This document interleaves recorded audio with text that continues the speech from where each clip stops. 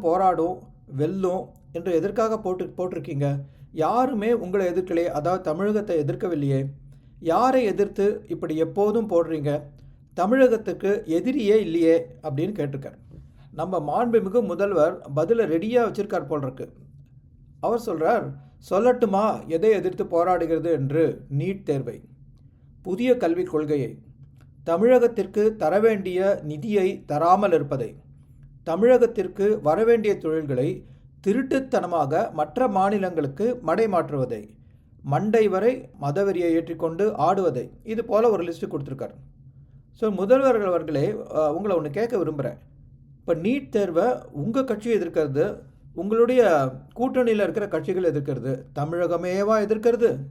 ஒவ்வொரு வருடமும் முந்தைய ஆண்டை விட அதிக மாணவர்கள் நீட்டில் தேர்ச்சி பெற்று மருத்துவத்தில் நாடு முழுவதும் படிக்கிறாங்களே, அவங்களாம் எதிர்க்கிறாங்களா? அவங்க பெற்றோர்கள் எதிர்க்கிறாங்களா? எதிர்த்தானா அவங்க எதுக்கு நீட் பரீட்சை எழுத போனோம்? அப்புறம் புதிய கல்விக் கொள்கை, ஒவ்வொரு மாநிலத்திற்கும் 6ஆம் வகுப்பு வரை தாய்மொழியில்தான் கல்வி இருக்கணும் அப்படின்னு புதிய கல்விக் கொள்கை சொல்லுது. உங்களுக்கு அதில் என்ன எதிர்ப்பு? தாய்மொழியான தமிழை 6ஆம் வகுப்பு வரை எல்லாரும் படிக்கணும், அது கட்டாயமாக்கிறதுல உங்களுக்கு என்ன எதிர்ப்பு? தமிழகம் நிச்சயம் எதிர்க்காது சார். நீங்கள் எதிர்க்கிறீங்கன்னா அது உங்களுடைய தனிப்பட்ட கொள்கை. தமிழகம் எதிர்க்கணும் அது சொல்லிடாதீங்க. அதே மாதிரி மூன்றாம் மொழியை ஒரு குறிப்பிட்ட அளவு மாணவர்கள் ஆரம்ப படிப்பெல்லாம் படித்து முடிச்ச அப்புறம் பெரிய வகுப்பில் ஏதாவது ஒரு 3ஆவது மொழியை படிக்க விரும்புகிறாங்க. அவங்க இப்போ விரும்பப்படுறத அவங்க படிக்கிறதுக்கு அவங்களுக்கு ஒரு வாய்ப்பு கொடுக்கணும். இல்லாட்டி வெளியில் போய் ஏதோ வழியில் தேடி பிடிச்சி படிச்சுக்கிறாங்க. அந்த வாய்ப்பையே நீங்கள் அரசு மாணவர்களுக்கு கொடுக்கக்கூடாது. தமிழகம் அதை எதிர்க்குமா? உங்களுக்கு தெரியுமா? ஏதாவது சர்வே எடுத்து பார்த்துருக்கீங்களா? எனக்கு தெரியாது நிச்சயமாக இதை எதிர்க்குமான்ட்டு.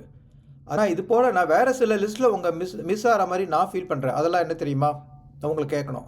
இப்போ கள்ளக்குறிச்சியில் கள்ளச்சாராயம் காய்ச்சி அதை அருந்தி பலர் இறந்தாங்க. நீங்கள் அவங்களுக்கும் பணம் கொடுத்தீங்க, காய்ச்சினவங்களுக்கும் பணம் கொடுத்தீங்க. ஆனால் சாராயம் காய்ச்சுவதை ஏன் எதிர்க்கலை? தமிழகம் உண்மையிலேயே அதை தான் சார் எதிர்க்குது, அதை சேர்த்துக்குங்க. அதே மாதிரி டாஸ்மாக், ஒவ்வொரு குடும்ப பெண்ணையும் நீங்கள் கேளுங்க எதிர்க்கலையா என்று.